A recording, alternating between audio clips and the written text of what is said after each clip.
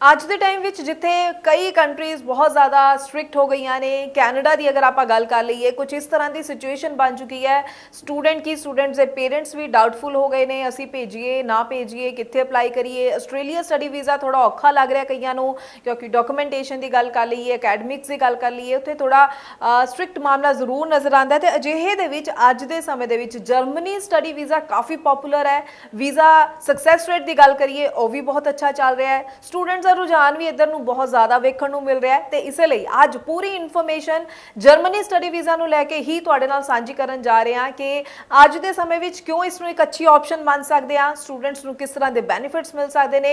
Requirements ਦਾ ਤਾਂ ਪਤਾ ਹੋਣਾ ਸਟੂਡੈਂਟਸ ਨੂੰ ਬਹੁਤ ਹੀ ਜ਼ਿਆਦਾ ਜ਼ਰੂਰੀ ਹੈ। ਜਦ ਤੁਸੀਂ ਕਿਸੇ ਵੀ ਕੰਟਰੀ ਬਾਰੇ ਮਨ ਵਿੱਚ ਵੀ ਸੋਚ ਲੈਂਦੇ ਹੋ ਨਾ ਕਿ ਮੈਂ ਇੱਥੇ ਅਪਲਾਈ ਕਰਾਂ, ਤਾਂ ਉਦੋਂ ਹੀ ਤੁਹਾਨੂੰ ਰਿਕੁਆਇਰਮੈਂਟਸ ਦਾ ਪਤਾ ਹੋਣਾ ਚਾਹੀਦਾ ਹੈ। ਤੇ ਇਸੇ ਲਈ ਅੱਜ ਦੀ ਵੀਡੀਓ ਵਿੱਚ complete information Germany study visa ਨੂੰ ਲੈ ਕੇ ਤੁਹਾਡੇ ਨਾਲ ਸਾਂਝੀ ਕਰਾਂਗੇ। ਸਵਾਗਤ ਹੈ ਜੀ ਸਾਰਿਆਂ ਦਾ, ਮੈਂ ਹਾਂ ਹਰਜੋਤ ਕੌਰ ਔਰ ਇਹ ਪੂਰੀ ਇਨਫੋਰਮੇਸ਼ਨ ਤੁਹਾਡੇ ਨਾਲ ਸਾਂਝੀ ਕਰਨਗੇ ਸਟੱਡੀਜ਼ ਕੇਅਰ ਅਬਰੋਡ ਤੋਂ ਚੰਡੀਗੜ੍ਹ ਬ੍ਰਾਂਚ ਹੈਡ ਅਨੀਤਾ ਪੰਡਰਾਲ ਜੀ। ਬਹੁਤ ਬਹੁਤ ਸਵਾਗਤ ਹੈ ਜੀ, ਸਤਿ ਸ਼੍ਰੀ ਅਕਾਲ। ਸਤਿ ਸ਼੍ਰੀ ਅਕਾਲ ਜੀ। ਸੋ ਅਨੀਤਾ ਜੀ ਦੱਸੋ, ਅੱਜ ਮੈਂ ਜੋ ਜਰਮਨੀ ਸਟੱਡੀ ਵੀਜ਼ਾ ਦੀ ਗੱਲ ਸ਼ੁਰੂ ਕੀਤੀ ਹੈ, ਕਿਉਂਕਿ ਸਟੂਡੈਂਟ ਦੇ ਸਵਾਲ ਵੀ ਸਾਡੇ ਕੋਲ ਲਗਾਤਾਰ ਆਉਂਦੇ ਨੇ, ਤਾਂ ਜ਼ਰੂਰ ਇੱਕ ਪੁਆਇੰਟ ਇਸ ਦਾ ਜਰਮਨੀ ਸਟੱਡੀ ਵੀਜ਼ਾ ਦਾ ਸਟੂਡੈਂਟਸ ਨਾਲ ਸ਼ੇਅਰ ਕਰਨਾ, ਕਿਹੜੀ ਪ੍ਰੋਫਾਈਲ ਵਾਲੇ ਸਟੂਡੈਂਟਸ ਲਈ ਬੈਸਟ ਆਪਸ਼ਨ ਮੰਨਦੇ ਹੋ। ਕਮਿੰਗ ਇਨਟੇਕ ਬਾਰੇ ਵੀ ਗੱਲ ਕਰਨਾ, ਫੰਡਸ, ਰਿਕੁਆਇਰਮੈਂਟਸ, ਫੀਸ, ਇਸ ਸਭ ਨੂੰ ਲੈ के स्टूडेंट्स को अवेयर करो, गाइड करो, ताकि स्टूडेंट राइट इन्फॉर्मेशन देना लगे वधे। जी, सो आज की अगर मैं बात करूँ तो जर्मनी स्टूडेंट्स के बीच में एक ऐसी डेस्टिनेशन बन चुकी है जो कि हर स्टूडेंट डिस्कस करना चाहता है और हर स्टूडेंट उसके बारे में जानना चाहता है। तो सबसे पहले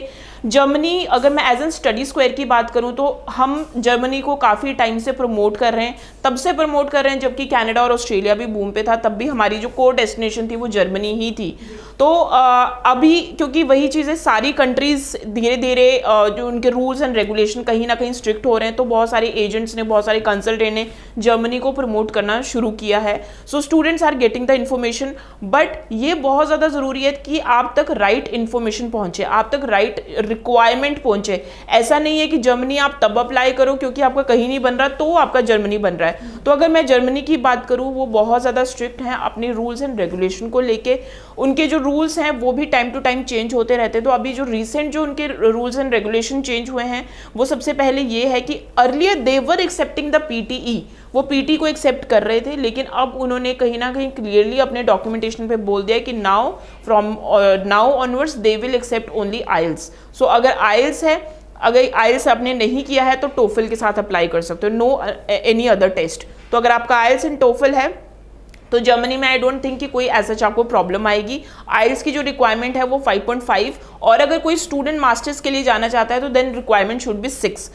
दूसरी चीज़, इस टाइम पे बहुत सारे स्टूडेंट्स कंफ्यूज्ड हैं अपॉइंटमेंट्स को लेके कि अपॉइंटमेंट्स नहीं मिल रही हैं, बिकॉज कहीं स्टूडेंट्स ने एप्लीकेशन अप्लाई करी थी, एपीएस भी अप्लाई किया था, and students are not getting the appointment. तो सबसे पहले जब भी आप जर्मनी के लिए एप्लीकेशन अप्लाई करें, जिस दिन से आपकी जर्मनी के लिए एप्लीकेशन अप्लाई होगी, मेक श्योर कि साथ ही साथ आप एपीएस भी अप्लाई कर लें, so that we can save your time. Because आपकी ऑफर लेटर आने में, आपका ऑफर लेटर एक्सेप्ट करने में it will take 15 to 20 days, but अगर मैं एपीएस की बात करूँ तो APS will also take 20 to 25 days का जो एपीएस है वो भी टाइम लगेगा। सो अगेन, अगर आप एपीएस साथ में अप्लाई करोगे तो आपका टाइम बच जाएगा। जैसे ही आपका ऑफर लेटर आता है तो विदाउट एनी डिले यू पे योर ट्यूशन फीस। अब अगर मैं ट्यूशन फीस की भी बात करूँ, बहुत सारे स्टूडेंट्स हैं, स्कॉलरशिप की बात करें, जर्मनी में हमेशा आपके पास एक ऑप्शन होती है कि इधर you can apply, you can pay your half year tuition fees, या फिर मिनिमम डिपॉजिट, या फिर पूरे साल की फीस। तो अगर आपके पास प्रॉपर फंड्स की अवेलेबिलिटी है, अगर आपके पास कंप्लीट पैसा है, एंड अगर आप 1 साल की ट्यूशन फीस पे करोगे तो आपको ज़्यादा डिस्काउंट मिलेगा। यानी कि आपको जो स्कॉलरशिप की हम बात करेंगे ना, तो स्कॉलरशिप आपको ज़्यादा मिलेगी। जर्मनी में हम स्कॉलरशिप नहीं वर्ड यूज़ करते हैं, हम वर्ड जो यूज़ करते हैं वो डिस्काउंट यूज़ करते हैं। सो अगेन, आपको जर्मनी में ये चीज़ है, अगर आपके पास पैसों का अरेंजमेंट है तो go ahead with the 1 year tuition fees, so that आपको मैक्सिमम टू मैक्सिमम बेनिफिट हो in term of the scholarship. उसके बाद जैसे ही आपने अपनी ट्यूशन फीस पे कर दी, एपीएस आपका आ गया, स्ट्रेट अवे आप अपॉइंटमेंट के लिए अपनी जो प्रोफाइल है वो वेट लिस्टिंग में डाल दीजिए, बिकॉज इस टाइम पे जो टाइम है अपॉइंटमेंट के लिए वो 2 से 3 महीने का लग रहा है। तो अब इस टाइम पे ये बिल्कुल भी एडवाइजेबल नहीं है कि आप नवंबर इनटेक में अप्लाई करें या फिर बहुत नज़दीक वाले इनटेक में अप्लाई करें। जर्मनी में आप बिल्कुल भी उस चीज़ में मत जाइए कि कोर्स अवेलेबल है या नहीं है। जर्मनी में जो टाइम लग रहा है वो अपॉइंटमेंट्स में टाइम लग रहा है। कोर्स अवेलेबल होगा, आपने फीस भी पे कर दी, सारा सब कुछ पे कर दिया, लेकिन व्हाट इफ अगर आपको अपॉइंटमेंट ही नहीं मिली, तो अपॉइंटमेंट के लिए आप 2 से 3 महीने की विंडो जरूर रखिए। सो दैट मीन्स अगर आप आज बैठे हो तो at least you apply for the March intake, so that आपका जो वीज़ा है वो टाइमली बेसिस पे आ जाए। क्योंकि जब आपकी अपॉइंटमेंट मिल जाती है तो अपॉइंटमेंट मिलने के बाद दे आर टेकिंग अप्रॉक्सीमेटली जो टाइम लग रहा है वो 1 मंथ का टाइम लग रहा है।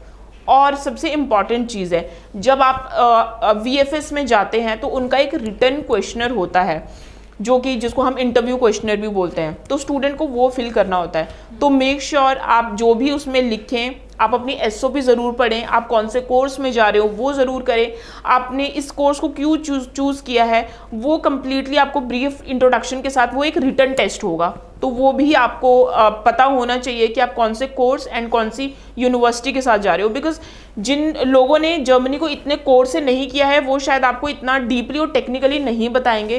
तो अगर फिर भी आपको कन्फ्यूजन है सो बिल्कुल आप हमारे नंबर पे कॉल कर सकते हैं, so that we can guide you in that matter. And इस टाइम पे बहुत सारे स्टूडेंट्स को देखा गया है कि they are getting the interview calls as well. So अगर आपको इंटरव्यू कॉल आ रही है तो जस्ट बी कॉन्फिडेंट एंड बताएं कि why you are going for this course and इस कोर्स के बाद आपके क्या वीज़ा चांसेस हैं। आई वुड से इस टाइम पे 50% स्टूडेंट्स को कॉल आ रही है, तो बिल्कुल भी आप ये ना मान के चलिए कि बहुत ही रेयर स्टूडेंट्स को कॉल आ रही है। 50% students are getting the call from the high commission. So just be ready with your facts, just be ready with your this thing that why you are going for this university, क्यों आपने यहाँ पे apply किया है और क्या आपकी future prospects हैं। सो ये भी आप अपने कंसल्टेंट से ज़रूर पूछें, सो दैट आपको इंटरव्यू के टाइम पे कोई भी प्रॉब्लम ना हो। जी बिल्कुल। सो अनीता जी ने देखो सारे पॉइंट्स ਤੁਹਾਨੂੰ ਦੱਸੇ ਨੇ ਜਿਸ ਦੇ ਉੱਪਰ ਤੁਹਾਨੂੰ ਧਿਆਨ ਦੇਣਾ ਬਹੁਤ ਜ਼ਰੂਰੀ ਹੈ, ਤਿਆਰੀ ਕਰਨੀ ਬਹੁਤ ਜ਼ਰੂਰੀ ਹੈ ਜੇਕਰ ਤੁਸੀਂ ਜਰਮਨੀ ਸਟੱਡੀ ਵੀਜ਼ਾ ਅਪਲਾਈ ਕਰਨਾ ਚਾਹੁੰਦੇ ਹੋ। ਸੋ ਹੋਰ ਕੋਈ ਸਵਾਲ ਹੈ ਤਾਂ ਜ਼ਰੂਰ ਨੰਬਰ ਡਿਸਪਲੇ ਇਸ ਉੱਪਰ ਕਾਲ ਕਰੋ, ਪੂਰੀ ਇਨਫੋਰਮੇਸ਼ਨ ਲਓ, ਜਾਂ ਫਿਰ ਸਟੱਡੀਜ਼ ਕੇਅਰ ਅਬਰੋਡ ਦੇ ਆਫਿਸ ਤੁਸੀਂ ਵਿਜ਼ਿਟ ਕਰ ਸਕਦੇ ਹੋ ਆਪਣੇ ਡਾਕੂਮੈਂਟਸ ਦੇ ਨਾਲ ਵਿਜ਼ਿਟ ਕਰਨਾ, ਤਾਂ ਕਿ ਅਸੈਸਮੈਂਟ ਕਰਕੇ ਸਹੀ ਆਪਸ਼ਨਸ ਟਾਈਮਲੀ ਤੁਹਾਨੂੰ ਗਾਈਡ ਕੀਤੀਆਂ ਜਾ ਸਕਣ। ਬਹੁਤ ਬਹੁਤ ਥੈਂਕਸ ਅਨੀਤਾ ਜੀ, ਇਹ ਪੂਰੀ ਇਨਫੋਰਮੇਸ਼ਨ ਤੁਸੀਂ ਸਟੂਡੈਂਟਸ ਨਾਲ ਸਾਂਝੀ ਕੀਤੀ ਹੈ। ਅੱਗੋਂ ਵੀ ਅਸੀਂ ਸਟੂਡੈਂਟਸ ਦੇ ਲਈ ਇਸੇ ਤਰ੍ਹਾਂ ਨਾਲ ਹੋਰ ਇਨਫੋਰਮੇਟਿਵ ਵੀਡੀਓਜ਼ ਲੈ ਕੇ ਆਉਂਦੇ ਰਹਾਂਗੇ। ਫਿਲਹਾਲ ਹੀ ਦਿਓ ਜੀ ਇਜਾਜ਼ਤ। Thank you so much. Thank you so much.